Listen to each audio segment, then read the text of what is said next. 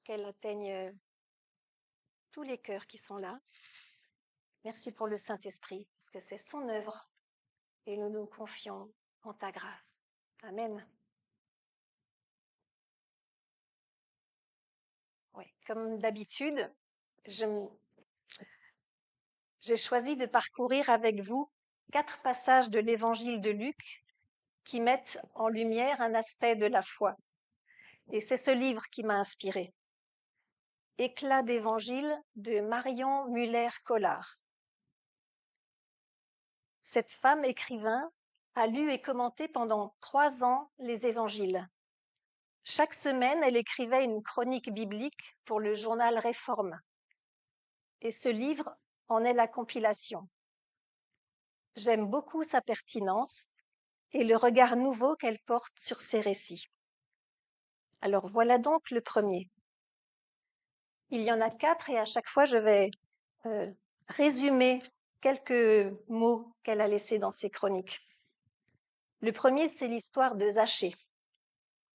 Je lis dans Luc au chapitre 19. Jésus, après être entré dans Jéricho, traversait la ville. Il y avait là un homme appelé Zachée. C'était le chef des collecteurs d'impôts et il était riche. Il cherchait à voir qui était Jésus, mais comme il était de petite taille, il ne pouvait pas le voir à cause de la foule. Il courut alors en avant et grimpa sur un arbre, un sycomore, pour voir Jésus qui devait passer par là. Quand Jésus arriva à cet endroit, il leva les yeux et dit à Zachée, « Dépêche-toi de descendre, Zachée, car il faut que je loge chez toi aujourd'hui. » Zachée se dépêcha de descendre et le reçut avec joie. Tous ceux qui virent cela s'indignaient et disaient, « Cet homme est allé loger chez un pécheur. » Zachée, se tenant devant le Seigneur, lui dit, « Écoute, maître, je vais donner la moitié de mes biens aux pauvres, et si j'ai pris de l'argent à quelqu'un en le trompant, je vais lui rendre 4 fois autant. » Jésus lui dit, « Le salut est entré aujourd'hui dans cette maison, parce que cet homme est aussi un descendant d'Abraham, car le Fils de l'homme est venu chercher et sauver ceux qui étaient perdus. »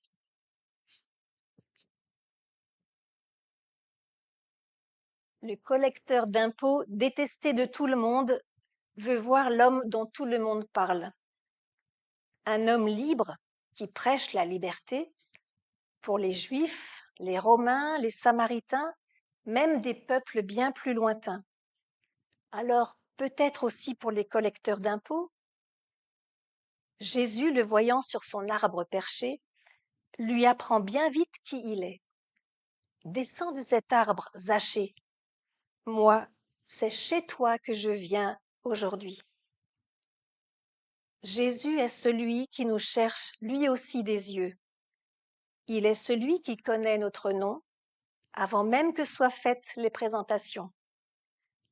Il est celui qui nous dit qu'il ne s'agit pas de s'élever dans les nues pour le rencontrer, car c'est lui qui vient à notre rencontre, ici, maintenant, au ras de notre sol et de notre condition, dans notre maison. C'est un peu comme si Jésus disait en riant, « Ah, tu es monté? Eh bien, moi, vois-tu, je suis en bas. » C'est cela, l'essence de l'incarnation, du message chrétien, de dire aux enfants de Dieu, « N'allez donc pas si loin, je suis maintenant tout près. » Je suis la liberté inconditionnelle à portée de main. Voilà qui est Jésus. Et Zachée l'a bien compris, qui s'empresse de réparer et de distribuer ses richesses mal acquises.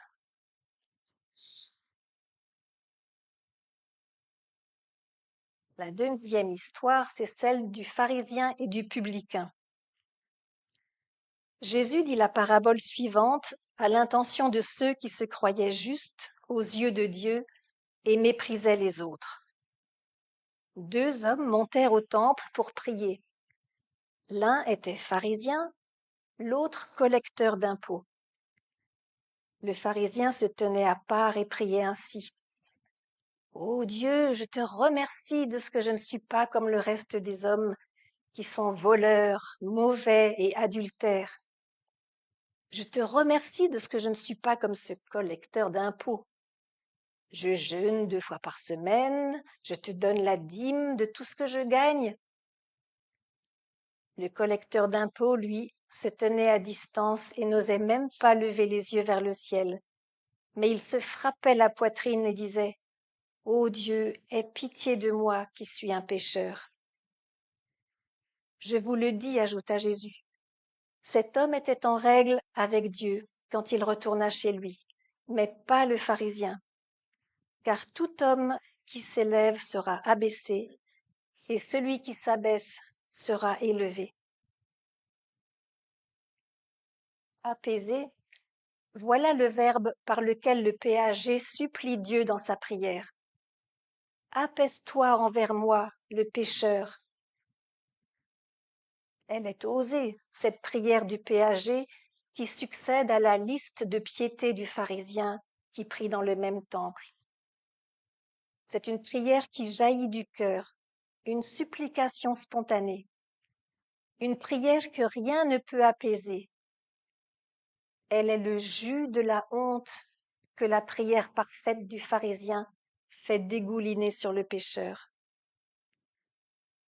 Car contrairement au péager qui fricote avec les Romains pour mieux dépouiller son propre peuple, le pharisien, lui, n'a rien à se reprocher.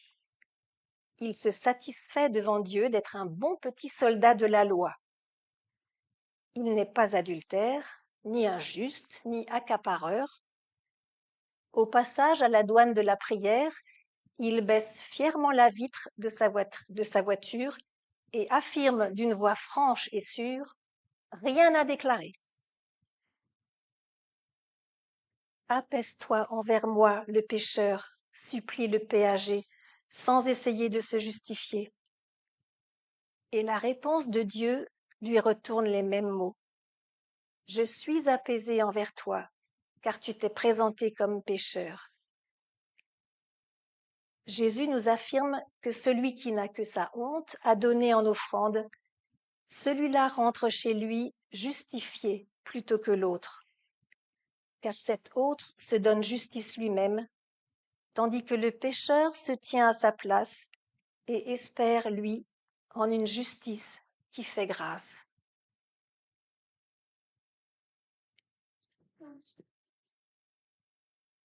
Le troisième passage se trouve dans Luc 17, c'est la guérison des 10 lépreux.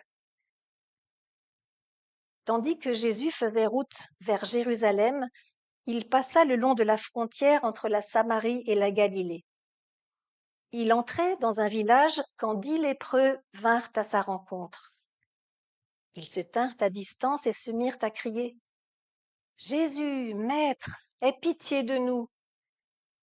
Jésus les vit et leur dit « Allez vous montrer aux prêtres. » Pendant qu'ils y allaient, ils furent guéris.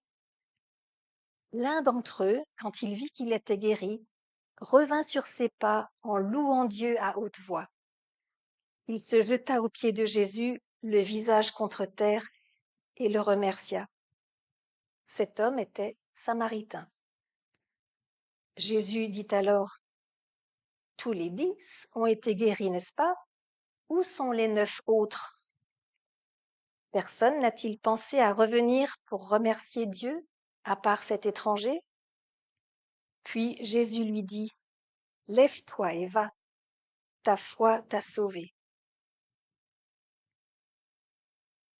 Je continue à résumer le texte de Marion Muller-Collard.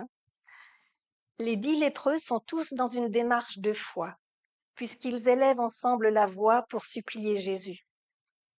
Ils espèrent en son pouvoir de guérison et obéissent à son injonction d'aller se montrer au sacrificateur avant même d'avoir été exaucés. C'est en chemin qu'ils guérissent. Mais c'est à celui qui rebrousse chemin pour rendre grâce que Jésus dit « Lève-toi, va, ta foi t'a sauvé. » Là, il ne s'agit plus de la foi espérance qui se révèle dans l'attente, mais de la foi reconnaissance qui se révèle dans la louange. Tous les 10 ont été guéris, mais un seul a obtenu le salut avec une guérison totale. Et là, moi, je me dis, ce qui me fait penser que peut-être les autres n'ont eu qu'une rémission de leur mal. Je crois que l'âme joyeuse ressent la nécessité de Dieu. Dieu est le vase dans lequel l'homme doit verser sa louange, et il n'est jamais perdu le temps où je reviens sur mes pas, où je remonte le courant de ma vie vers la source de ma joie. Et le dernier passage, dans Luc 17 toujours, qui parle du grain de moutarde. Les apôtres dirent au Seigneur, « Augmente notre foi. » Le Seigneur répondit, « Si vous aviez de la foi gros comme un grain de moutarde, vous pourriez dire à cet arbre, ce mûrier, déracine-toi et va te planter dans la mer, et il vous obéirait. » Et Jésus continue en disant, « Supposons ceci. L'un d'entre vous a un serviteur qui laboure ou qui garde les troupeaux. Lorsqu'il le voit revenir des champs, va-t-il lui dire, « Viens vite te mettre à table ?» Non, non, il lui dira plutôt, « Prépare mon repas, puis change d'habit pour me servir, pendant que je mange et bois. Après quoi tu pourras manger et boire à ton tour. » Il n'a pas à remercier son serviteur d'avoir fait ce qui lui était ordonné, n'est-ce pas? Il en va de même pour vous. Quand vous aurez fait tout ce qu'il vous est ordonné, dites, nous sommes de simples serviteurs, nous n'avons fait que notre devoir.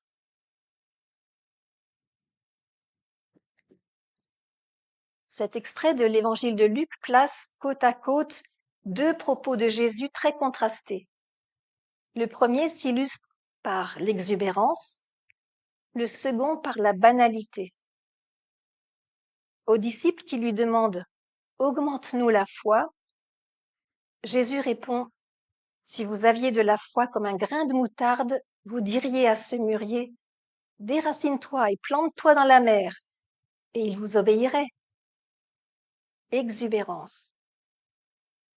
Puis Jésus, sans transition, s'engage dans la description d'un serviteur qui a accompli tout simplement les tâches qu'on lui a demandées. Banalité. L'enchaînement de ces deux propos génère un paradoxe majeur.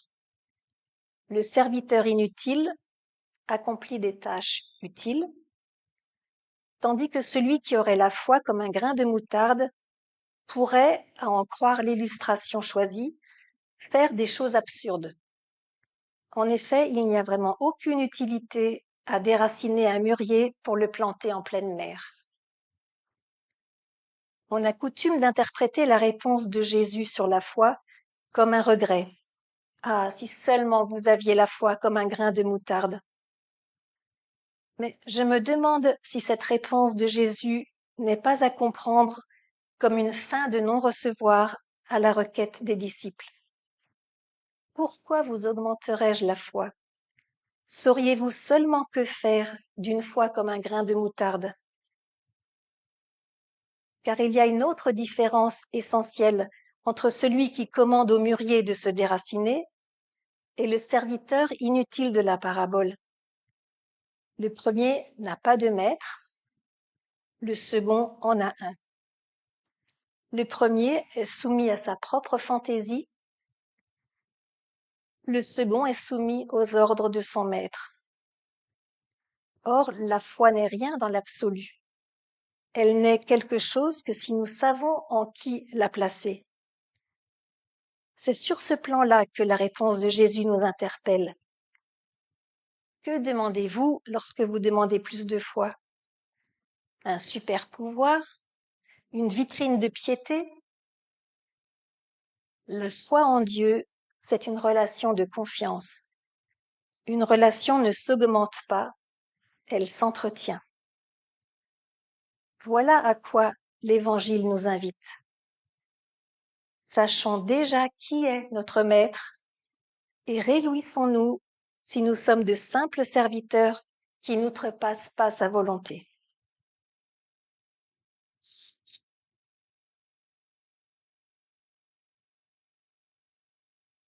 J'ai trouvé ces études très intéressantes, mais une prédication n'a pas pour but d'être intéressante seulement. Alors j'aimerais bien vous emmener plus loin pour laisser ces récits atteindre notre cœur et nous rejoindre dans notre vécu.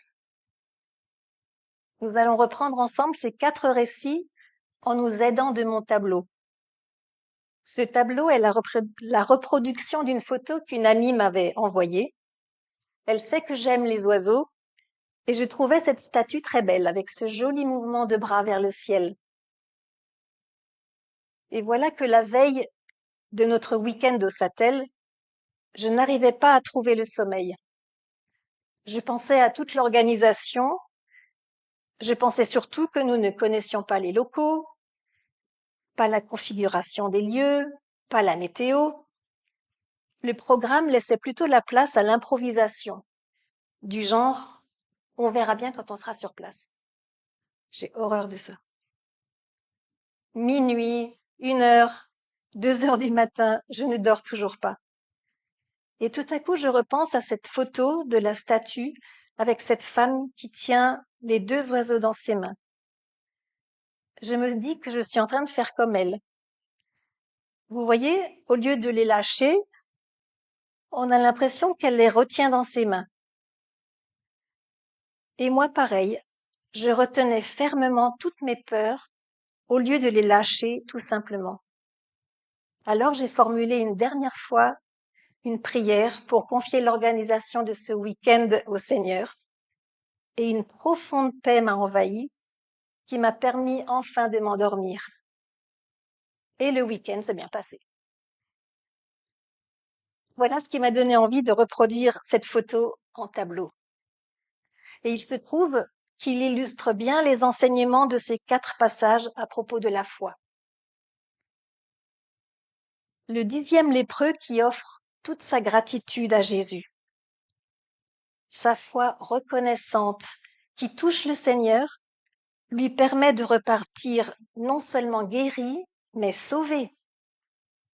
Contrairement peut-être aux autres qui n'auront vécu qu'une rémission temporaire. La reconnaissance qui guérit. Et là, j'ai pensé à l'exemple que nous laisse Ariane Hiriard. Pour ceux qui ne la connaissent pas, après avoir vécu 2 terribles drames, la perte de leur petit garçon de 10 ans et plus tard le décès de son mari, elle a été capable de continuer l'œuvre du Pélican à Kaboul, en Afghanistan. Et je me rappelle qu'elle était là et Ghislaine était venue la voir, qui venait aussi de perdre récemment son mari.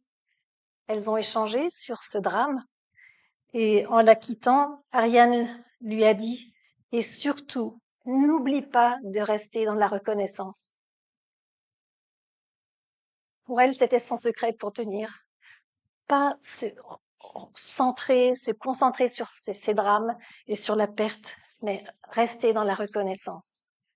Alors, vous voyez ce geste d'offrir notre reconnaissance. Zachée, lui, la 2e histoire, en accueillant Jésus dans sa maison, à sa table, fait une rencontre qui va changer complètement le cours de son existence. Il s'empresse de réparer ses mauvaises actions en offrant une grande partie de ses biens si mal acquis. Tout ça parce que Jésus a eu foi en lui. Vous vous rendez compte, hein?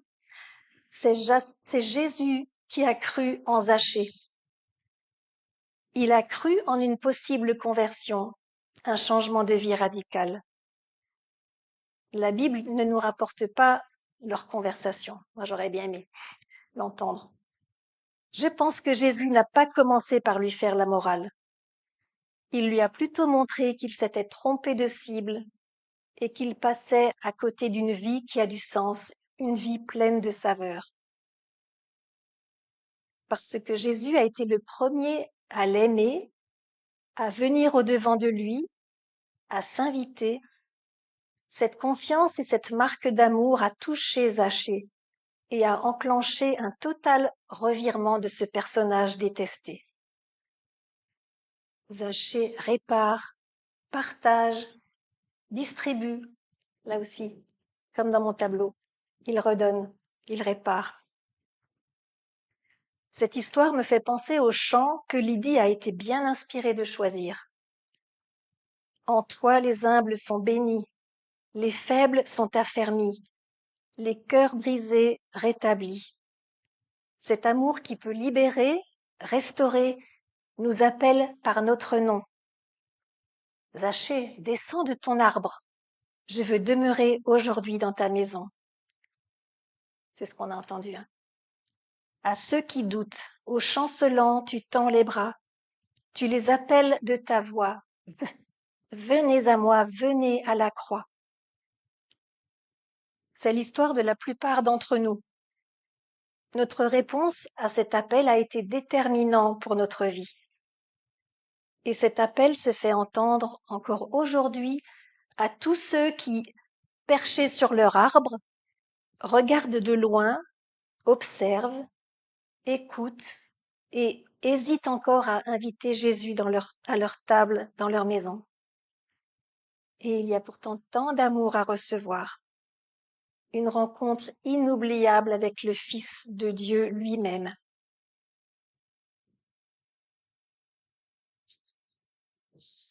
Et cette fois comme un grain de moutarde, bien tentante, mais soyons honnêtes et entendons ce que Jésus met en avant. Il a besoin de serviteurs obéissants, fidèles, qui restent à leur place et qui servent le Maître. Notre engagement sous toutes ses formes plaît au Seigneur. Offrons-lui notre travail, notre service, nos vies tout entières avec joie. Et là aussi, ce sont les paroles du chant que Lydie a choisi. Entre tes mains, j'abandonne tout ce qui fait de moi. Maintenant, l'histoire du péager. Lui, il n'a que sa honte à offrir à Dieu. Et parce qu'il se présente devant Dieu en toute honnêteté, il va expérimenter la magnifique puissance de la grâce qui accueille et pardonne. Il offre sa honte et il se laisse toucher par la grâce. Le chant, le tout premier chant que Lydie a proposé, Sola Gratia. Voilà les paroles, je les redis. De mes péchés, tu t'es chargé sur le bois. C'est par ta grâce seule que je suis pardonné.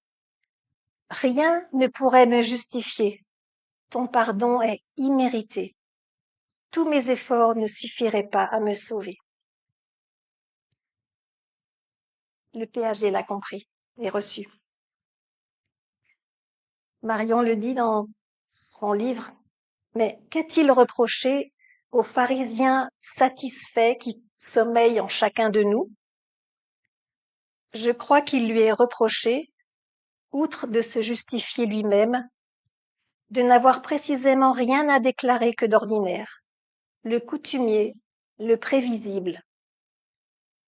Il lui est reproché cette liste de devoirs et d'observances dont chaque case est cochée avec manie, dans une telle obsession que si la vie en personne venait de passer en cavalcade sous sa fenêtre, il ne la remarquerait même pas. Justement, j'ai envie de revenir plus longuement sur la personnalité du pharisien.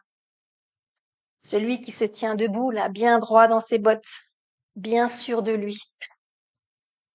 Je dois avouer que je lui ressemble, un peu. Parce que j'aime Jésus, parce que je veux plaire à mon Seigneur, parce que je suis perfectionniste, il m'arrive souvent d'être plutôt fière de moi, de mon engagement, de ma stabilité, de mon caractère, de mes qualités. jusqu'à ce que je touche à mes limites et que je sois dans les regrets de n'avoir pas fait assez ou pas fait assez bien, de n'avoir pas dit ce qu'il aurait fallu dire ou d'avoir mal dit les choses, de n'avoir pas aimé, pas assez aimé ou aimé d'une mauvaise manière. Vous voyez comment on oscille entre le pharisien et le publicain? Alors j'aimerais insister sur la réalité de l'amour de Dieu envers moi, envers chacun de nous. Non, je n'ai pas d'examen à passer pour prouver la rigueur de ma discipline ou la sincérité de mon dévouement.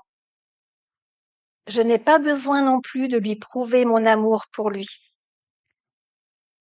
Dieu m'aime quand je fais des efforts pour lui plaire, quand je passe avec joie du temps avec lui, mais aussi dans les moments moins formidables, quand je suis désagréable, pas à la hauteur, paresseuse, pas assez spirituelle.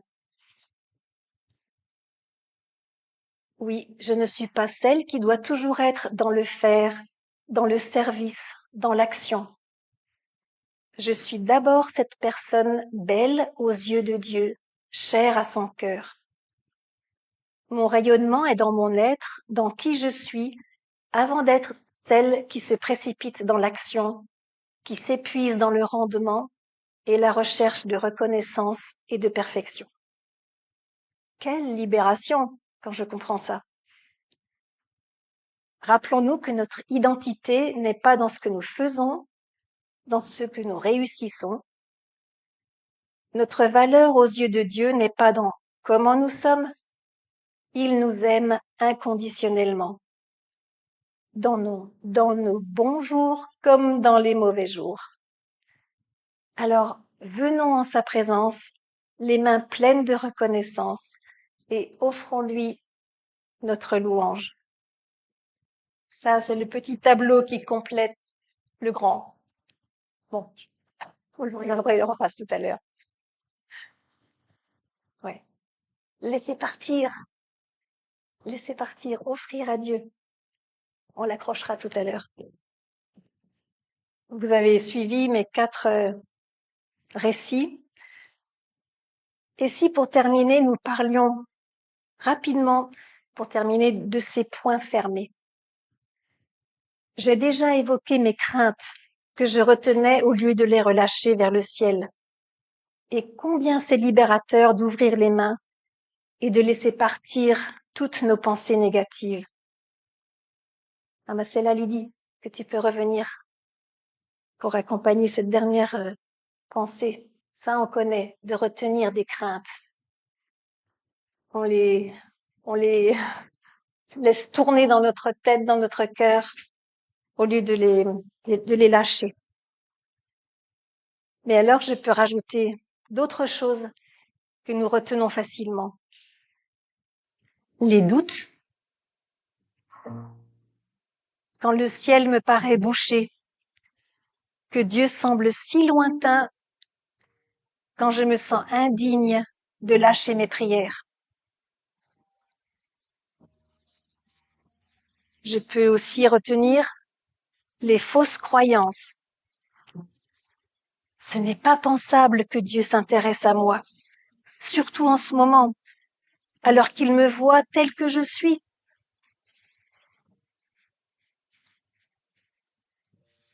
Je peux aussi retenir le ressentiment. C'est des choses que je sais. Je sais que le non-pardon va continuer de me ronger de l'intérieur. Mais ce que tu me demandes, Seigneur, c'est juste au-dessus de mes forces. Et je reste dans le ressentiment. Il y a aussi la tristesse, la peine immense, associée souvent à la colère. Seigneur, cette épreuve, je ne l'ai pas méritée. Tu n'aurais pas dû me faire passer par là. C'est au-dessus de ce que je peux supporter. Ma vie ne sera plus jamais comme avant. et je m'enfonce dans cette tristesse alimentée par la colère. Et pendant que Lydie continue à jouer ce chant qui dit « Je laisse à tes pieds mes fardeaux », je vous laisse réfléchir à reconnaître, à nommer, à reconnaître ce qu'on garde dans nos mains, dans nos poings fermés.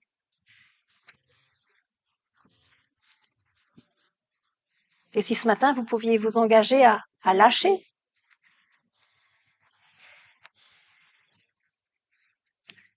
Quand on avance avec Jésus, on peut vraiment expérimenter cette liberté intérieure qu'il a promise. On connaît ce chant par cœur, alors on va chanter comme un engagement à laisser nos fardeaux au pied de la croix. Je termine avec cette prière de Marion Muller-Collard. Si j'avais la foi comme un grain de moutarde, je pourrais déplacer les montagnes. Mais avec la foi qui est la mienne, Seigneur, donne-moi la force de gravir celle qui se dresse sur mon chemin.